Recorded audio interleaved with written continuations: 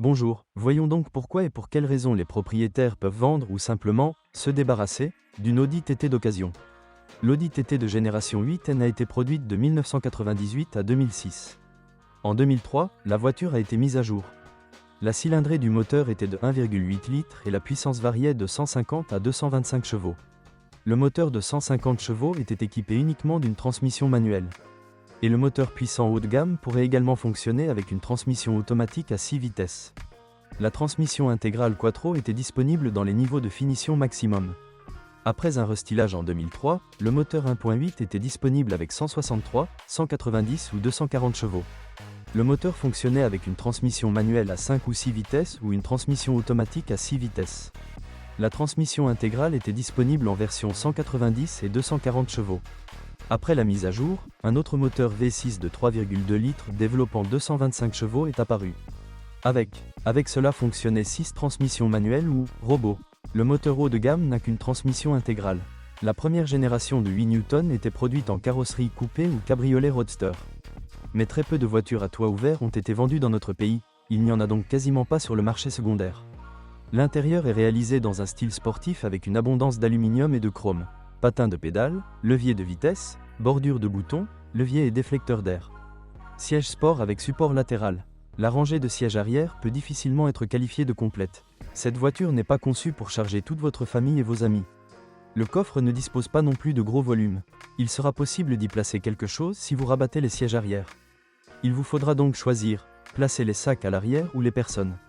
La garde au sol est faible, seulement 13 mm. La TT épouse le sol comme le devraient les voitures de sport. Par conséquent, les propriétaires n'utilisaient souvent pas ces machines en hiver dans les régions où la neige n'était pas déneigée. La consommation d'essence est de 8 à 14 litres selon la motorisation et le style de conduite. Le Sport TT est construit sur la base de la 4e Volkswagen Golf. Une apparence saisissante a été ajoutée à une maniabilité, une stabilité et une maniabilité idéale, et le résultat a été une voiture de rêve. La dynamique de la Golf GTI de course coule dans les veines du coupé TT. Mais l'apparence de la Golf n'est pas perçue comme sportive, même dans les kits carrosserie GTI. Et un coupé sport à l'apparence épurée d'une marque plus chère, oui. Cependant, le beau profil de la TT n'était pas si bon en aérodynamisme. À des vitesses supérieures à 150 km/h, la voiture pourrait déraper involontairement. Ce n'est qu'après le scandale soulevé par la presse que le constructeur a accepté d'ajouter un système de contrôle de stabilité et d'installer une aileron à pression sur le haillon. L'Audi TT a été récompensé par une excellente dynamique comparable à celle du coupé BMW M3. Même un moteur de 150 chevaux peut accélérer une voiture à 100 km/h en 9 secondes. Et c'est un résultat impressionnant pour le début des années 2000. Le TT peut être utilisé pour se rendre au travail en semaine et prendre la piste le week-end. La tenue de route est excellente, conduite douce, suspension durable, large choix de pièces de rechange. La voiture reste dans la voie même dans les virages les plus raides. Cependant, ce sont précisément ces avantages qui ont joué un mauvais rôle au secondaire. Trouver une voiture d'occasion avec un faible kilométrage est difficile. La voiture était populaire parce qu'elle était perçue comme une supercar de tous les jours. Ces voitures ne roulaient pas lentement, le marché de l'occasion regorge donc d'exemplaires endommagés. La carrosserie rouille, mais lentement. Les points les plus faibles ont été corrodés en premier, les bas de caisse, les arches et le cadre du pare-brise. La situation est compliquée par la fréquence des accidents de la route impliquant des voitures. Soyez donc prudent lorsque vous choisissez une Audi TT d'occasion. Mais il y a aussi des aspects positifs. Parce que la TT était perçue par les propriétaires comme une voiture de rêve, il existe peu de modèles très négligés en vente. La plupart du temps, ils étaient soignés à temps. De plus, les nouveaux éléments de carrosserie sont assez chers 2 à 3 fois plus chers que les mêmes pièces sur une Golf. Les portes sans cadre sont belles, mais elles se font au détriment d'un entretien minutieux et de votre portefeuille. Le câble des vitres électriques tombe souvent en panne et peut déverrouiller les vitres par inadvertance dans un parking.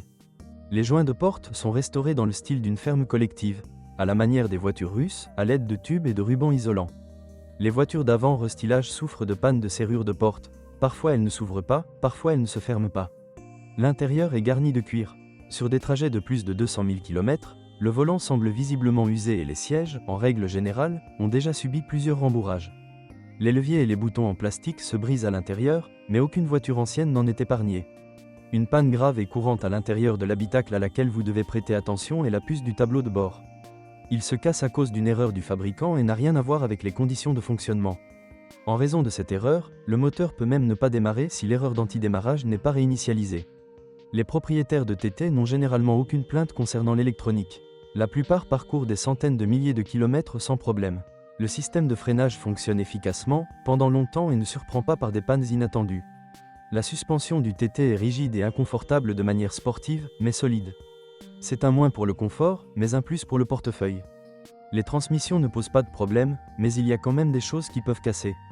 Avec une manipulation soigneuse, la transmission manuelle du 8N dure éternellement. Pour les coureurs véreux, les problèmes commenceront avant 50 000 km. Vous pouvez le vérifier lors de l'achat en posant des questions délicates aux propriétaires.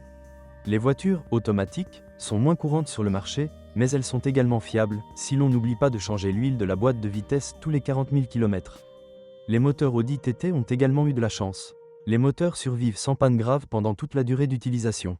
Ainsi, le TT mélange maniabilité, compacité, dynamisme et praticité. La taille de la voiture ne lui permet pas de transporter de lourdes charges ni un grand nombre de personnes, mais avec elle, vous pourrez facilement vous garer dans une métropole. De plus, pour ces joies, il ne faut pas payer plus que pour une Golf ou une Audi A3, sur la base desquelles la voiture a été créée. Même s'il s'agit d'une voiture avec un kilométrage élevé et un âge considérable. Mais pour le prix d'une voiture civile, vous achetez essentiellement une voiture de sport. De plus, une voiture de sport dotée d'un moteur, d'une transmission, d'une suspension et d'autres composants essentiels fiables et d'un entretien peu coûteux.